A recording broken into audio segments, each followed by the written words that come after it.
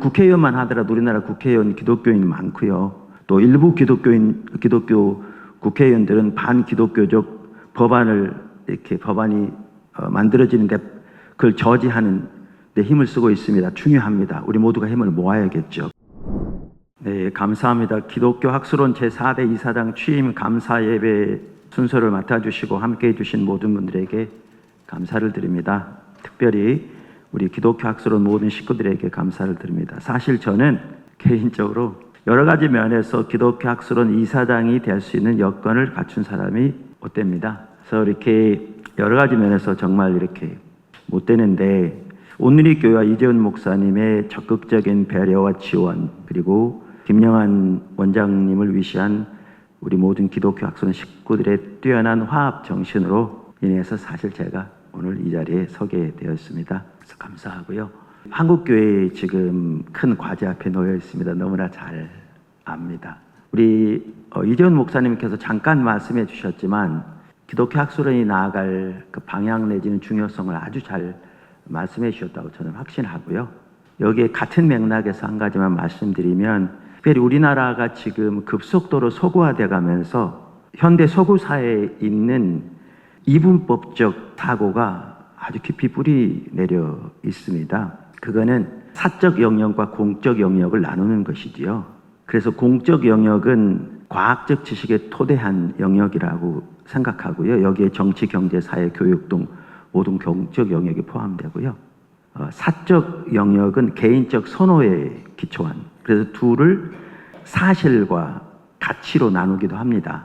그래서 공적 영역은 말씀드린 대로 과학적 지식에 토대한 사실, 팩트에 기초한 것으로서 모두에게 구속력이 있는 영역으로 받아들여지고, 사적 영역은 개인적 선택이 아닌 가치의 영역으로 받아들여지는. 근데 문제는 우리 기독교 신앙을 이 가치의 영역, 사적 영역에 집어넣는다는 거죠. 이게 서구 현대 문화에 지금 뿌리 깊이 놓여 있는 이분법적 사고인데요.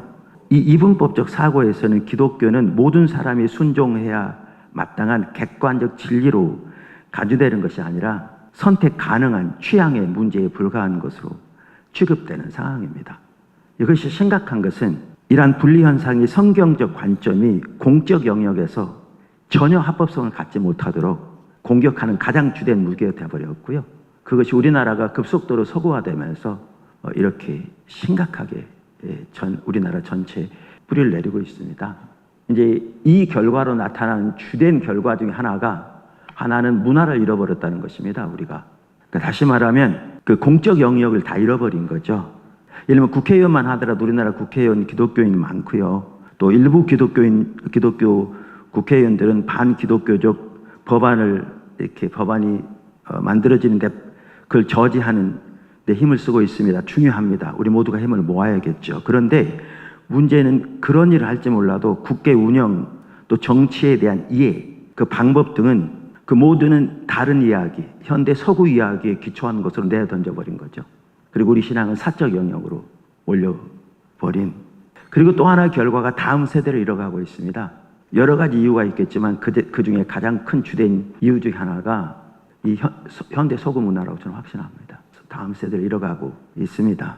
반면에 하나님은 하늘과 땅 모든 창조 세계를 창조하셨고 인류의 타락이 하나님 모든 창조 세계에 영향을 미쳤지만 예수님의 십자가 부활을 통한 구속은 우리 개인뿐만 아니라 우리 개인 각자의 모든 영역, 예를 들면 지적, 영적 등등 뿐만 아니라 모든 사회, 더 나아가 모든 창조의 세계에 이르기까지 거기에서 죄의 영향을 제거하고 하나님 원래 의도하신 대로 회복시키시는 포괄적인 구속이잖아요.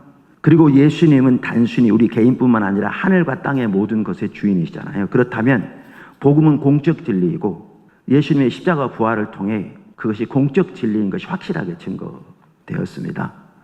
그리고 그 모든 공적 진리들이 성경적 진리 위에 세워질 때 거기에 하나님의 샬롬이 넘치게 될 것입니다. 사실 초대교회는 로마가 세계를 지배하는, 즉 로마의 이야기가 세계를 지배하는 시대에 태어났습니다.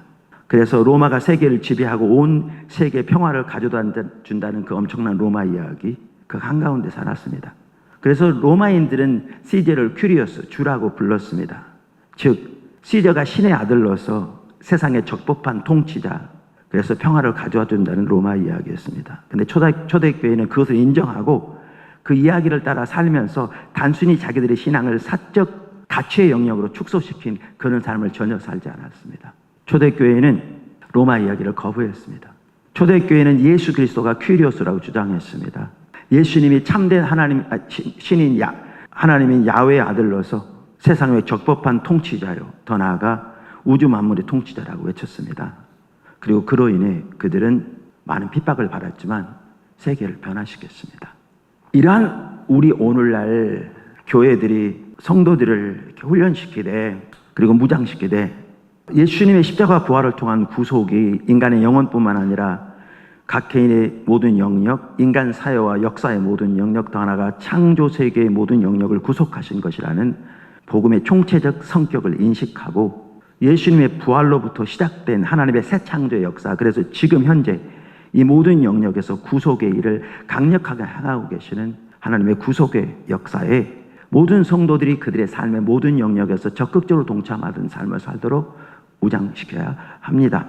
그래서 성도들이 당연히 모여서 하나님께 예배를 드리고 또한 하나님의 길로 무장될 뿐만 아니라 자신의 삶의 현장에서 일터에서 복음을 전할 뿐만 아니라 문화를 구속하고 모든 공적 영역에서 더 나아가 모든 하나님의 창조 세계 가운데서 하나님의 샬롬을 가져오는 그러한 하나님의 동역자로서 하나님의 행하심의 사랑과 사랑의 섬김으로 동참하는 그러한 삶을 살도록 무장시켜야 되는데, 그리고 그것이 십자가의 복음과 십자가 부활의 능력, 그 다음에 종말론의 그러한 그 약속으로 주어진 성령님의 역사로 성령님을 따라 일을 해야 되는데, 아까 이재원 목사님께서 말씀하신 대로 기독교 학술론이 이 삶을 모든 한국교회가 삶으로 교회가 회복되고 나라가 살고, 그래서 열방 가운데 교회가 너무나 놀랍게 쓰여질 수 있도록 신학적으로 길을 놓고 앞장서서 성경적인 길을 제시하는, 그래서 한국교회를 선도해가는 그렇게 귀하게 쓰임받는 우리 기독교 학술론이 되었으면 너무나 좋겠고, 너무나 소명이 보이고 우리가 나갈 방향이 보여서 그렇게 잘 이렇게 나가시면 너무나 좋겠습니다. 다시 한번 감사를 드립니다. 네.